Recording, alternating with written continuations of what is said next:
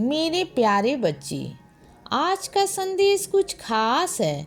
इसे ध्यान से सुनना मेरे बच्चे। मेरे जिन बच्चों को ऐसा लगता है कि उन्होंने आंखें बंद कर ली है और अब उसके बाद कोई उन्हें नहीं देख रहा है, तो यह उनका भ्रम है। अगर उनको ऐसा लगता है कि रात के अंधेरे में वो कोई बुरा काम करेंगे और उन्हें कोई नहीं देख रहा है, तो उनकी गलत फहमी है।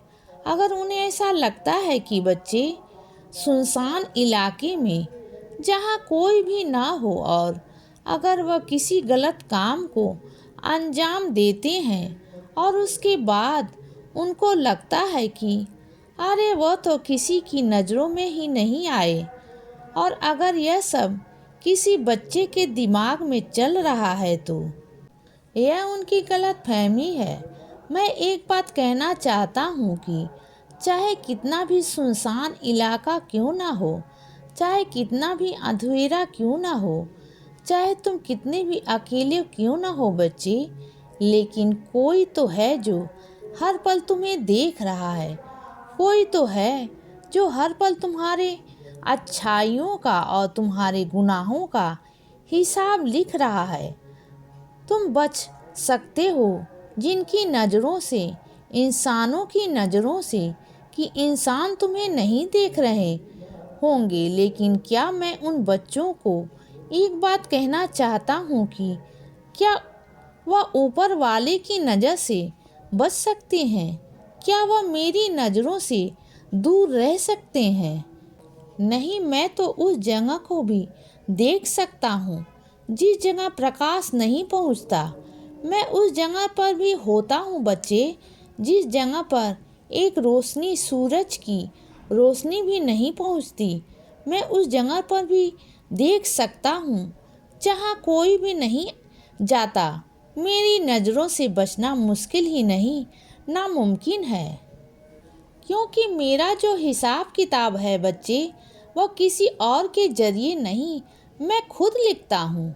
और जब मैं स्वयं हिसाब किताब करता हूँ तो फिर उसमें किसी की ज़रूरत नहीं होती। मुझे किसी की ज़रूरत ना मुझे पड़ती है। तो मैं उन बच्चों को समझाना चाहता हूँ आज कि अगर उन्हें ऐसा लगता है कि वह बच गए तो वह बहुत बड़ी गलतफहमी का शिकार हो रहे हैं।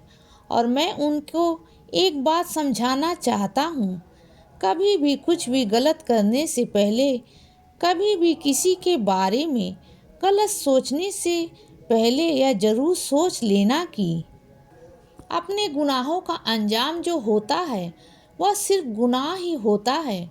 और जब उसकी सज़ा मिलती है, चाहे वह आज ना मिले, लेकिन जिस दिन मिलेगी वह बहुत कष्टदायक भी हो सकती है।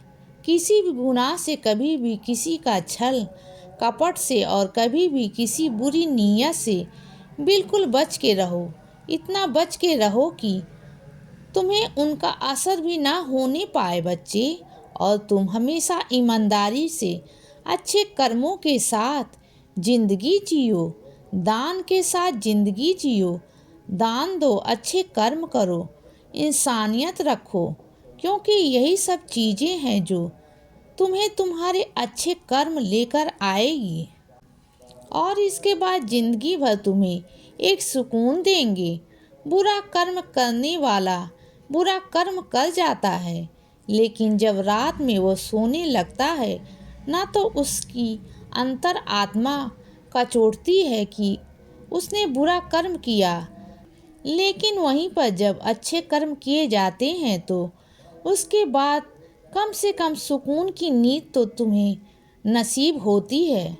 इसीलिए कहता हूँ बच्चे कि हमेशा अच्छे कर्म को करने के बारे में सोचो। इसीलिए बच्चे सदा खुश रहो और हमेशा मुस्कुराते रहो। मेरा आशीर्वाद हमेशा तुम्हारे साथ है बच्चे। अब सुबह हो गई है मेरे बच्चे। सुप्रभात।